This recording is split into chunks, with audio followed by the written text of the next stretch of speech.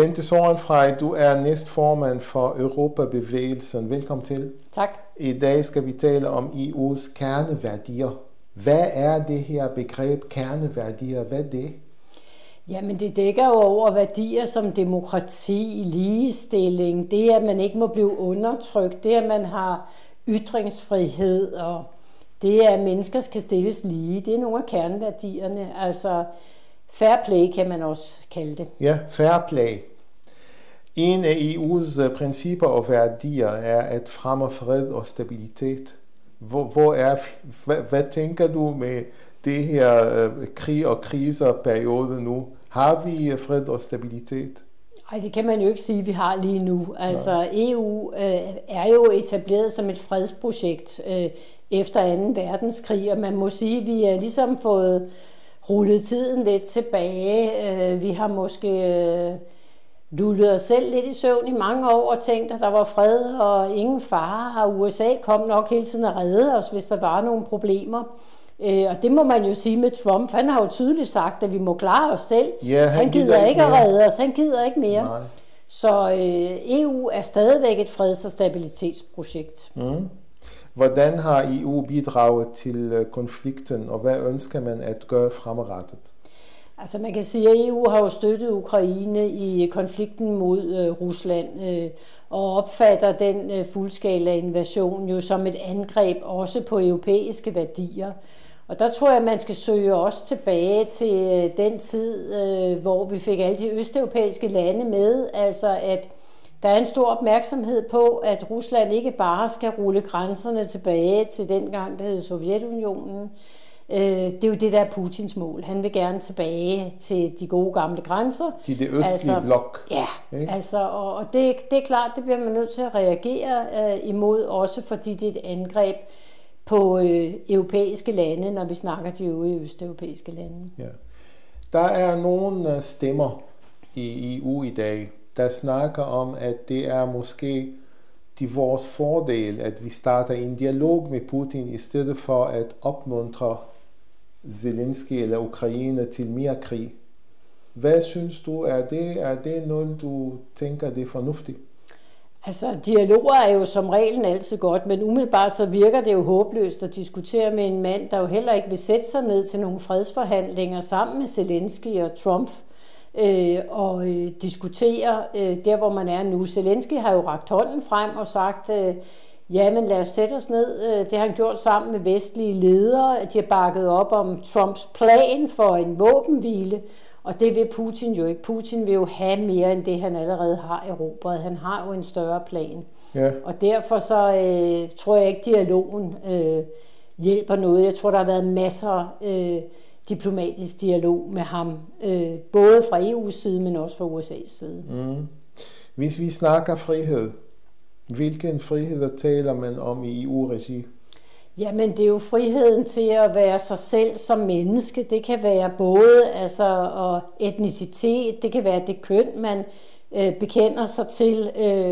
Det er, at man ikke bliver undertrykt. Frihed til at ytre sig, frihed til at bruge sin stemmeret, indgå i demokratiske debatter osv., være et frit menneske. Men og det vil jeg sige, det er jo bredt udbredt i Europa, men vi har måske også noget, der kun er lidt på papiret, fordi der er jo ikke frihed for alle mennesker. Altså frihed forstået som, at du kan forsørge dig selv, at du kan klare dig selv, at du ikke arbejder under slavelignende forhold. Det ser vi jo desværre stadigvæk nogle steder i Europa, også bare herhjemme, altså at folk ikke lever på den måde, som man skal leve, når man skal leve som et frit menneske. Bente, mener du, at vi har ytringsfrihed stadigvæk? Ja, det synes jeg, vi har, men det er klart, at med de angreb, der var på Charlie Hebdo for eksempel i Frankrig, hvor man stækkede ytringsfriheden ved at gå ind og skyde en hel redaktion på et satireblad. Altså det har jo gjort, at der er mange, der holder sig tilbage med at lave satire for eksempel. Måske også i forhold til at ytre sig. Men på papiret har vi jo ytringsfrihed. Ja, på papir. Og jeg vil også sige, at nogle gange er det måske også meget klogt at lægge lidt begrænsninger på nogle ytringer. Altså der tænker jeg også hadtale og så videre. Altså at man behøver jo ikke bruge sin ytringsfrihed negativt til skade for andre, men vi har jo ytringsfrihed, og det er også vigtigt at holde den i hævd, og det er vigtigt også at kunne lave satiretegninger fortsat. Ytringsfrihed dækker også at kritisere regeringer. Ja, og det skal kan vi det? Ja, det synes jeg godt, man kan.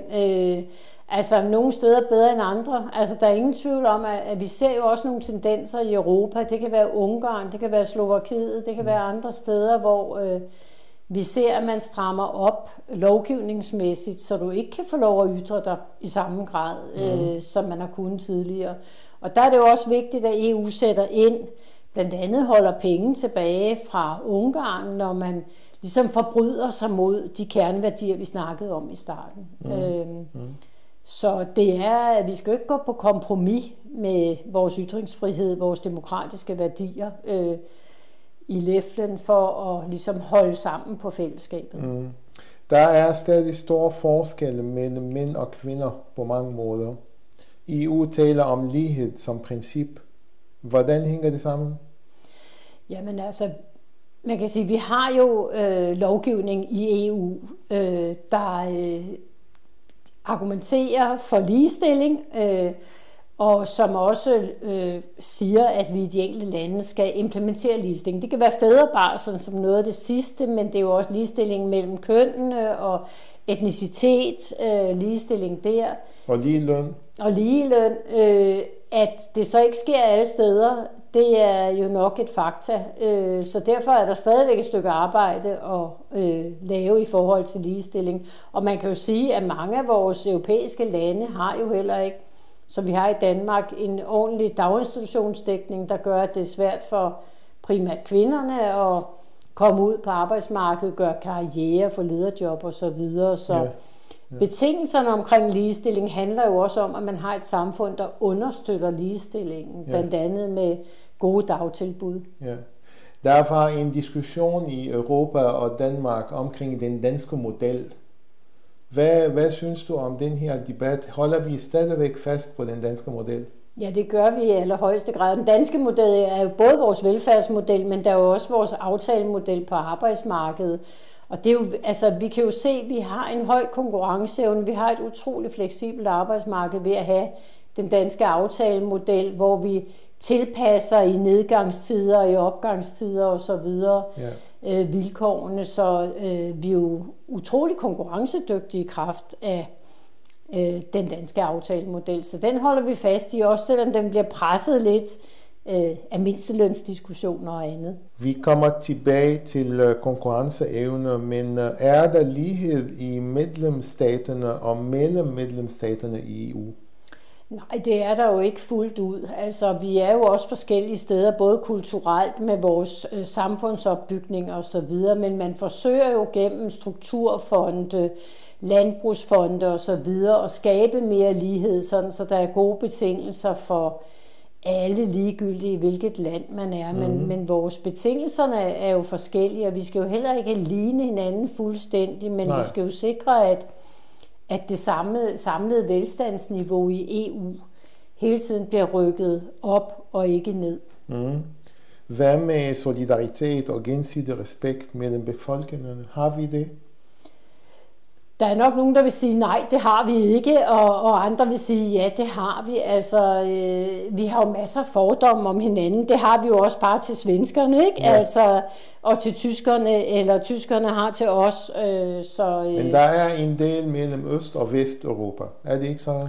Ja, det har der måske været. Der er også mellem Nord og Syd. Vi har jo også nogen, der siger, vi gider ikke at give en masse penge til EU, fordi de der italienere løfter de egentlig opgaven, eller drikker de ikke mere kaffe end arbejde, ikke? Og så videre. Så vi har jo mange fordomme og så videre, men jeg oplever jo også, at der er en stor samhørighed mellem de europæiske lande. Jeg har jo oplevet det selv meget, da jeg var i den europæiske fagbevægelse, at der var et kæmpe solidaritet indbyrdes mellem landene, også en stor forståelse af de forskellige kulturelle baggrunde, vi havde, og hvorfor vores positioner var, som de var.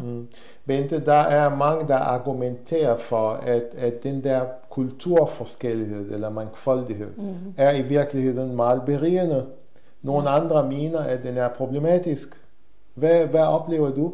Jamen, jeg synes, den er berigende primært. Altså, jeg bliver også nervøs, når man begynder at sige, at altså, Danmark er kun for danskere, eller Tyskland er kun for tyskere, Italien er kun for italienere, ikke? Altså, fordi vi beriger hinanden, og kulturelt har vi jo altid bevæget os også som folkeslag rundt imellem hinanden.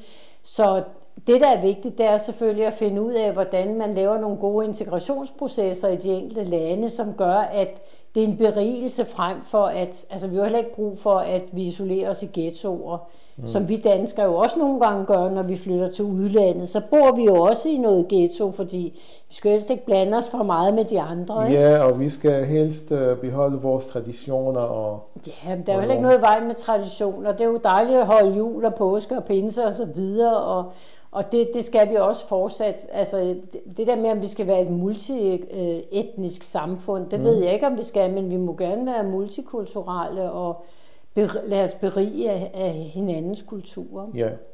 Et andet princip eller værdi er demokrati. Hvordan står det til med demokratiet i Europa og unionen? Jamen altså, vi har jo frie valg, og vi har ytringsfrihed, og at man kan stille op til valg og så videre, så vi har jo sådan set udbredt demokratier, men hvis man kigger sådan lidt bredere ud over Europas grænser, så er det jo, demokratierne er jo lidt på tilbagetog. Altså, hvad skyldes det i din optik? Jamen, jeg tror nogle gange, at kriser presser. Altså, nu kan vi se i USA, vi har fået Trump tilbage, som laver et autokrati, ikke? Altså, som egentlig vil skide lidt på demokratiet, selvom han er valgt i et demokrati. Så skyldes det jo, altså, når vi bliver presset, det kan være på økonomien, det kan være virke penge til at få købt den mad, vi skal købe. Det kan hele diskussionen om migration, vi bliver utrygge og så videre. Jamen, så søger vi måske hen imod noget andet, som altså for eksempel USA, den stærke mand, de tror, der kan løse alle problemerne, hvilket han indtil videre jo har vist, at han ikke kan, tværtimod.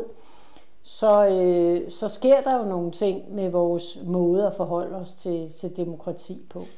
Bente, der er nogen, der siger, at den demokrati, vi har i dag, er meget anderledes end den, vi har haft for 20-25 år siden. Jamen det tror jeg også, den er, fordi man kan sige, at den demokratiske debat, den er ligesom flyttet ud af partierne. Altså engang foregik den i vælgerforeninger, og der var mange, der var medlem af vælgerforeninger og partier, og der foregik debatten i høj grad. Nu foregår den jo på de sociale medier, altså, og ytringsfriheden bliver brugt i rigt mål der, ikke? Altså, nogen vil sige, jamen så har vi måske fået et mere levende demokrati. Vi har måske, synes jeg, fået på nogle punkter et lidt mere hadsk demokrati, ikke? Hvor man ikke taler pænt til hinanden, man flytter mange diskussioner, som måske ikke, for eksempel nu her til kommunevalget, hvor man flytter mange store internationale diskussioner ind i kommunevalget, frem for det nære, som et kommunevalg er, altså hvordan skal vores institutioner være, eller skoler og så videre.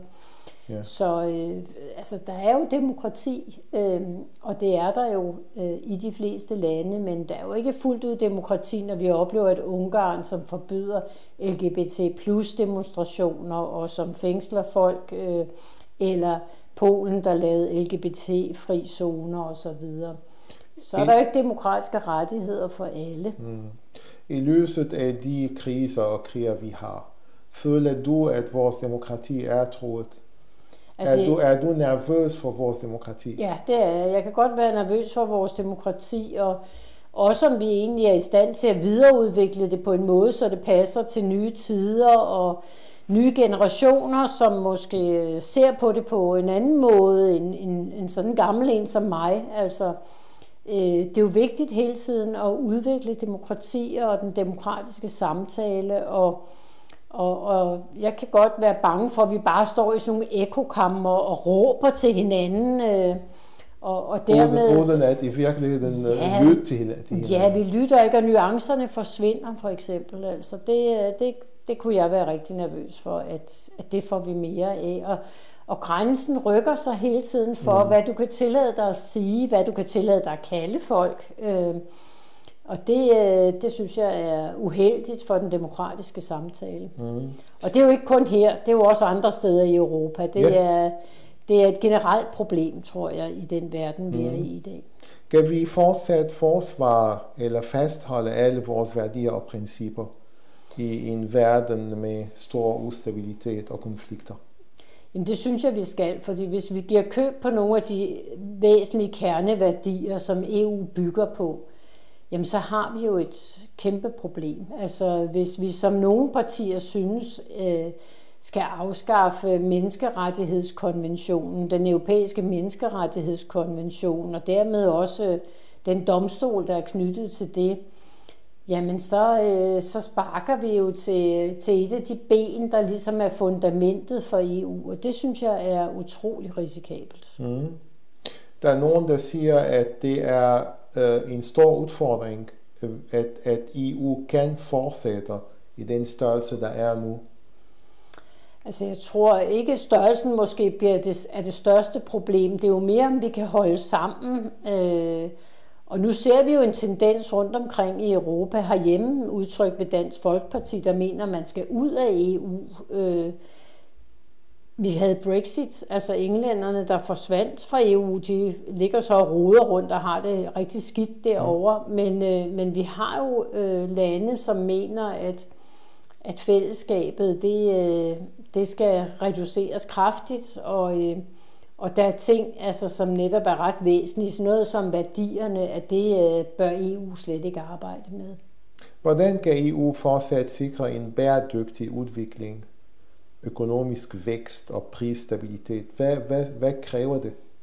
Jamen altså, det kræver jo, at vi er konkurrencedygtige, og der har vi jo fået nogle rapporter, der viser, at vi godt kan blive noget mere konkurrencedygtige, hvis vi skal klare os også i konkurrencen med nogle af de stormagter, vi ligesom matcher os op imod. Så vi skal være konkurrencedygtige, og det handler jo om at have en veluddannet arbejdsstyrke, der hele tiden kan løftes op på et højere niveau, altså at vi er i stand til hele tiden at producere på en fornuftig måde, altså, og at vi også kan udvikle produkter og nye ting, som er salgbare. Så det handler om en kvalificeret arbejdsstyrke, der kan være med til at løse konkurrenceevneproblemerne, som vi har i dag. Og så handler det også om, at der skal være stabilitet i forsyningskæderne. Altså, og at folk skal føle, at de også, når de går ned og handler, rent faktisk kan betale for de varer, de gerne skulle have med hjem. Ikke? Altså, så en større tryghed, en større sikkerhed, og det handler jo både om den der fysiske sikkerhed og tryghed med krig i baghaven, men det handler jo også om at have råd til at købe de varer, der skal på ens middagsbord. Når der er fokus i EU omkring en stærk konkurrenceevne, der skal udvikles, er det fordi EU's konkurrenceevner er udfordret? De er udfordret af USA, altså, og vi sammenligner os jo lidt op mod USA. De er jo meget hurtigere til at sætte nye produkter i produktionen, for eksempel, end vi er. Vi har nok nogle lidt store byråkratiske processer, man godt kan kigge efter. Og det er jo også det, der sker i øjeblikket. Men det er jo hele tiden en balancegang, fordi vi har jo også noget byråkrati, der sikrer, at vi har forbrugerbeskyttelse, ikke? Og ikke giftige varer, og at vi har ordentlige arbejdsmiljøer. Hvad med Kina? Jamen, de skider jo nogle gange lidt på det hele, hvis man må sige det sådan. Vi kan jo se de varer, der kommer til Danmark også via platformen Temu. Altså, der er giftige kemier i legetøj og så videre. Så de blæser jo lidt på de beskyttelsesregler, vi har. Og vi skal jo ikke give køb på den gode beskyttelse, sådan så babyen ikke sidder og sutter på en giftig sut, eller at folk har et dårligt arbejdsmiljø og dårlige betingelser på jobbet, altså i kampen om at få en bedre konkurrenceevne. Men vi kan helt sikkert godt gøre det lettere for nogle af vores virksomheder at producere. Vi kan nok også godt gøre det lettere at få gode nye idéer omsat til produktion. Nu her for et stykke tid siden, EU har talt om det største budget i EU's historie, og det er for at få økonomien i gang og udvikling og vækst. Hvor kommer alle de penge fra? Ja, men altså, man kan jo trykke nogle penge i den europæiske centralbank. Jeg vil ikke kalde det et pengetræ, men man kan jo sådan set udstede nogle eurobonds, og man kan jo sådan set godt skaffe sig nogle penge. Det vil sige, at EU låner penge? Ja, det gør man, og hvis man kan låne pengene til en billig rente, kan det jo være fornuftigt nok. Det ved folk, der køber ejerbolig for eksempel, at hvis det er til en billig rente, så kan det godt svare sig. Tilbagebetalingsfristen er lang, ikke? Yeah. Men vi har også en del lande i Europa, som nu går det godt med den danske økonomi, men vi har nogle lande, hvis bruttonationalprodukt er vældig presset, og som ikke bare har en masse penge på kistebunden. Det kan være Tyskland, Frankrig, Italien. Altså, og det er jo nogle af de store økonomier i Europa. Og de kan jo være med til at presse lidt de der dagsordner, når der skal findes nogle penge. Og jeg ved også, at der bliver brugt rigtig meget tid på at diskutere nu de næste budgetter, og i givet fald kan man låne og så videre. Bent, hvordan har EU bidraget til fri og fair handel?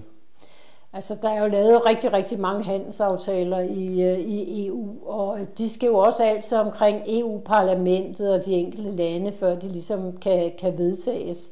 Og der har man jo fra EU-parlamentets side jo utrolig stor fokus på, at de handelsaftaler, der er, de skal være fair.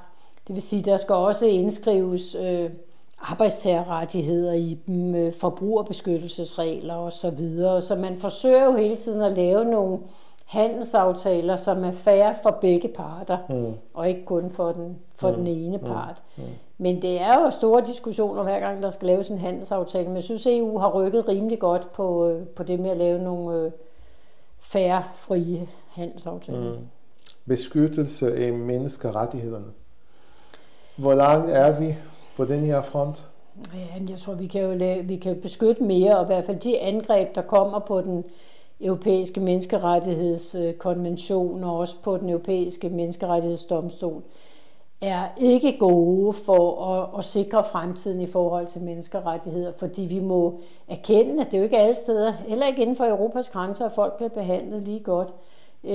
Og det er jo også vigtigt, at når vi laver de der handelsaftaler, at dem vi så samhandler med, som måske er dårligere økonomier og svagere samfund, at vi også hjælper dem til at blive stærkere og mere økonomisk funderet. Så menneskerettigheder spiller en kæmpe stor rolle, men også nogle gange måske lidt mere på papiret end rent faktisk i virkeligheden. Der er nogen, der mener, at EU's rolle og indflydelse i verden er svækket. At vi har ikke så meget at sige til eller bidrage med, for eksempel når vi taler om konfliktområder. Kina, Ukraine, Mellemøsten, Sydamerika. Mener du, er du enig i den teori? Nej, det er jo nok ret til en vis grænse, dem der siger det, fordi det er jo svært for Europa at agere, fordi det er 27 lande, der skal blive enige om, hvordan hjælper vi, og man kan jo se det nu også i Gaza-Israel-konflikten, at det har været svært for EU at handle fælles med nogle meget stærke markeringer og sanktioner osv. Der er sket noget, men der er jo ikke sket nok. Og derfor vender vreden sig jo også mod EU, hvis ikke EU reagerer. Men der skal man bare hele tiden, og har også vendt sig mod Danmark jo ikke, altså under det danske EU-formandskab. Men det er jo ikke en let øvelse altid at få 27 lande til at gå fuldstændig i takt på nogle dagsordner. Men jeg vil ikke sige, vi har jo vist tydeligt, at EU står meget samlet omkring Ukraine, og jeg håber da også, at den enighed kan holde. Ja. Er vi meget uenige i EU? På nogle punkter er vi, men jeg synes egentlig, at både Trump og Putin har nok rykket EU lidt tættere, landene lidt tættere sammen, og der kommer en erkendelse af, at dels så skal vi kunne forsvare os selv, altså vi skal skabe det bedste. Angreb er jo egentlig at have et godt forsvar, ikke? Altså at vi sikrer en stabilitet og en tryghed i EU. Så landene er jo rykket noget sammen, og man kan holde sammen på det håber jeg. Hvad skal der til for, at vi holder fast på EU's kerneværdier?